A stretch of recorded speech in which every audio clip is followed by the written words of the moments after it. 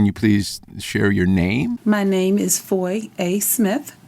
I came up in a time where we had to go to the card catalog to find things. We had to research.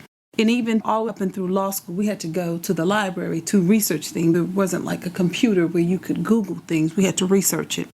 First of all, you had to know how to read. It was important. You had to know how to count because you had to go in order to find something. And you had to have the ability to stay committed to a task. Because if you had to take a library book out and you had to return it, you had to be considerate of the people who were waiting for that book. You had to be responsible to bring it back and respect the book itself. It was precious. Yes, it was a precious thing. We didn't have TV and cable and things like that. You got a book. The book fair came to your school. You saved up money for that. I was always a very avid reader. It allowed me to dream. And at the time, I didn't understand that my thought process was a big dreamer. Now I understand if people aren't laughing at your dreams, they're not big enough. That's always how I was. And that's what gave me the ability to dream, is the information in the places that the books would provide to me and take me. So I was able to transport myself there, to see myself there. And it has always been a path for me to be successful in wherever I went because I imagined it and it gave me that ability. To be knowledgeable for no reason at all is how you were when you read. And it's not something that was forced upon me. I liked reading. Wherever it was, the library has always been a source of refuge and rescue. I just love the library. The people who work at the library, you know, a mean librarian. The library has been so instrumental for me in so many ways, not just educational. Aftercare for myself growing up, it was a safe place to go after school to hang out with people, for information, for entertainment. When I had my daughter especially, my older, the library always had an after-school program. So babysitting programs, whether it be acting or whatever, a lot of them were held at the libraries, specifically Albany Avenue Library. When I have class, because I've been teaching Intro to Psychology for a long period of time, even the library at Capital Community, when I would send individuals who couldn't afford the books, that they would keep them at the library. You could go in there, you could make copies, and the librarians, whenever there was an issue with anything, if you needed to know who to talk to about something outside of library stuff, they needed it, and the library has just been there. You know, if I needed to know how to get a passport and went to the library, I'd say the library just hooked me up. I have said recently more than I've ever said before. The late 80s, all the way up until about 2002, our community, we were subjected to so much that we are all survivors and we all carry some level of PTSD. We lost so many. We watched so much loss. We very well could not be here in this chair. One bad decision. And a lot of the time, a lot of the violence is committed in Hartford, but it's from individuals who live outside of Hartford. That too. We've had such a, I would say, a renovation. A lot of the crimes itself, there was specific areas as too, you know, some of the developments are no longer here. Again, a lot of the crimes were not perpetrated by the people who live there. It becomes a welcoming mat for that. And to circle back, that's part of the reason why you have things like for children, or I have a son. My son will be 23. Your fear is one bad decision. You never kind of worried about the library. Now, you can have these same individuals who were involved in these horrible, horrible realities, but could be someone else. You see them at the library. I don't know of the library to be a crime scene. So even in the middle of chaos and mayhem, there have been shootouts at funeral homes, but I don't recall there being any of that activity in a library. And the security officers at the library too, especially in the hood, our security officers, they were paternal and maternal figures as well. Walk out, get the kids off the bus. I mean, our libraries in our community act as more than libraries. It is a family member's house. It's Big Mama's house. What advice do I have for the library moving forward? I would advise the library to stand tall, to be strong, and to not falter, and not yield to electronics. Respect it, and incorporate it, but don't shy away from being present and being important. Because even though people don't want to read anymore, they want to do audio books, but that's not necessarily true. Because listening is not the same as reading. You measure comprehension. Some people learn that they need glasses by trying to read a book. And the librarian was the one who said, baby, you keep saying, read. That doesn't say read. That says road. It is a foundation that they provide. They tell you when you get into a relationship from a partner, you should look for 3 things: that they profess love to you, they protect you, and they provide. The library is like a significant other. They do all 3 of those things. The library, it has just been so instrumental, and it's not going to go away. And I don't want them to feel as though their importance is lessened, because it is hard sometimes. You lose your way in modern society. So the letter was, "Dear Library, when I think about the memorable moments I have experienced with the library, I feel visible because it is there where my identity began to shine. My library card was the first form of identification that I could handle myself. Black parents don't let you anywhere near your birth certificate, social security card, or any kind of identification that's under that mattress. I needed something that I could keep in my own little wallet.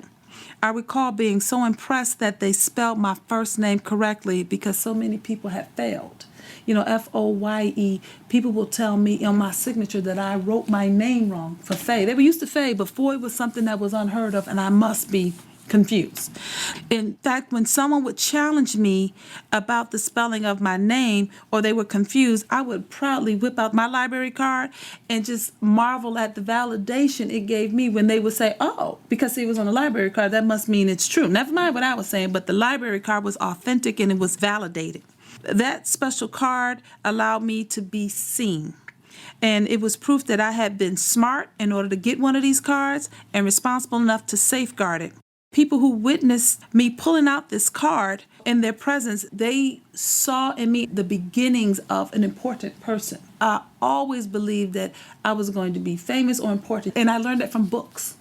The library was the beginning of me receiving all of the degrees. When I went to college, I went to several high schools, but I wanted to go to an HBCU, but I didn't know what that was called at the time, because we don't have any up here. I just knew that I wanted to go to a city, and I wanted to go to the South. The only one was Atlanta. That was a city in the South that I knew of. I had young teenage parents, first generation college goer at that time. My high school guidance counselor offered me a scholarship at UConn. I'm like, I'm not going, I'll never graduate. I have to get out of here. And so went there. And the first place they bring you is to the library. And I was comfortable there. I'm in Atlanta, Georgia at 17 years of age.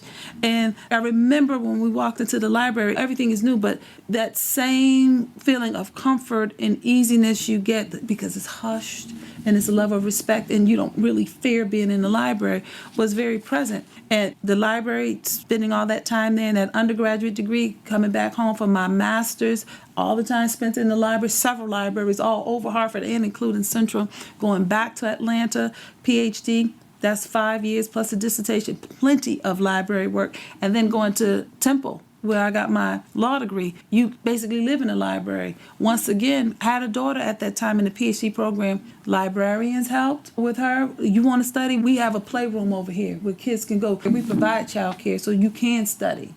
And Hartford Public Library, all of the branches, if you're home bored and you want to do something to go somewhere, I guarantee you back then you would look in the newspaper and there would be some kind of exhibit or someone talking. I saw Gwendolyn Brooks at the library. It's always been there for me. I love the library. It has loved me back. It has never cheated on me. It hasn't left me. It hasn't taken my money. It hasn't told me lies. It has been consistent. And I will go back to that: profess, provide, and protect. What would I say to a young lady in the Hartford area about going to the library? There is magic there. If you just go there and avail yourself, it will find you. Just walk in the building. You can stand still. You will either see someone you know, someone will see you that knows you, and you will leave out of there knowing at least one thing you did not know before you walked in that door. Even if you don't crack a book, they have posters up, they have flyers up. On the doorway, when you go in, there's information. There's information all over the library. On the restroom door, it's everywhere. If I were talking to a young man in the city of Hartford and I had to give them advice about the Hartford Public Library specifically, I would encourage them to seek harbor there. There is a safety in that place that I'm sure they walk around on edge. It's a hand grip, kind of tightly woundness that they have to have in order to even get out the car.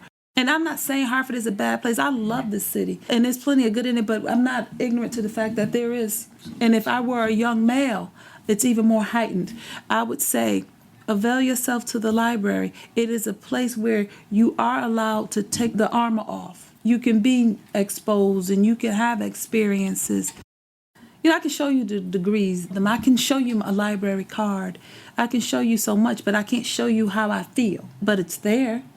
With that library card, when I said gave me my identity, you show someone your identity, you have to stand behind that ID. And so every ID afterwards, they're great. You get your passport, you get your driver's license. I've had accolades and acknowledgments, but I will say, you don't forget your first. That library card for me meant I was someone and I had to continue to be important. Everyone else is going to know that I'm important because I was never guilty of not thinking I wasn't important. I was one of those kids, but I knew now they were going to see me. Now they have no choice.